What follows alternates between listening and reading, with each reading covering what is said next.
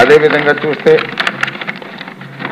దీంట్లో పూర్తి స్థాయిలో ఇప్పుడు ప్రైవేట్ కళాశాలలు ఉన్నాయి, ఐటీఐ అనేది, పాలిటెక్నికల్ అనేది, దాని మీద సరైనటువంటి పూర్తి పరిజ్ఞానం ఉన్నటువంటి ఈ యొక్క లెక్చరర్స్ కానీ వాళ్ళకి సంబంధించినటువంటి బోధనా సిబ్బంది లేకపోవడం వల్ల వీళ్ళు మధ్యలోనే కూడా ఈ ఐటీఐ పాలిటెక్నికల్ కూడా ఆగిపోవడం జరుగుతుంది. ఈ ఐటీఐ పాలిటెక్నికల్ వల్ల 3 ఏళ్లలో 10th క్లాస్ అయిపోయిన తర్వాత 3 ఏళ్లలో ఉద్యోగం ఉపాధి రెండిట్లో ఏదో పొందగలుగుతున్నారు. అలాంటి దానికి ప్రత్యేకం పెద్దపీట వేయాల్సిన అవసరం ఉందని భావిస్తున్నాను అధ్యక్ష. అదేవిధంగా స్టాన్ఫోర్డ్ యూనివర్సిటీలో చదివినటువంటి మన మంత్రివర్యులు దీని మీద కేజీ నుంచి పీజీ వరకు కూడా ఒక మంచి ప్రక్షాళన తీసుకొచ్చి మన ఈ గవర్నమెంట్లో ఒక ప్రజలకు మంచి న్యాయం చేస్తారని, పిల్లలందరికీ స్టూడెంట్స్ అందరికీ కూడా మంచి ఉద్యోగ ఉపాధి అవకాశాలు కల్పించే విధంగా చేస్తారని కోరుతున్నాను అధ్యక్ష.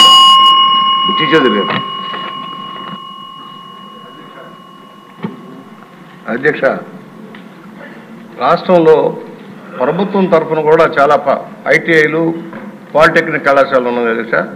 సరైన సౌకర్యాలు లేక కొనారెళ్తున్నాయి, సిబ్బంది కూడా నియామకాలు చేయలే.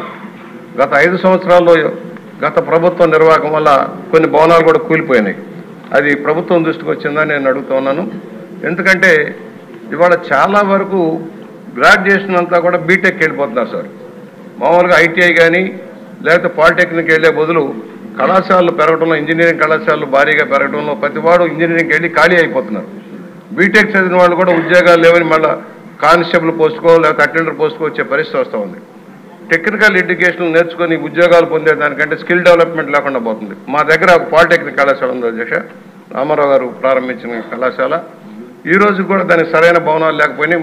మన ప్రభుత్వంలో మొదలుపెట్టిన భవనాలు మధ్యలో ఆపేశారు. ఒక ఐటీ అయితే మహిళా ఐటీ కూలిపోతూ ఉంది.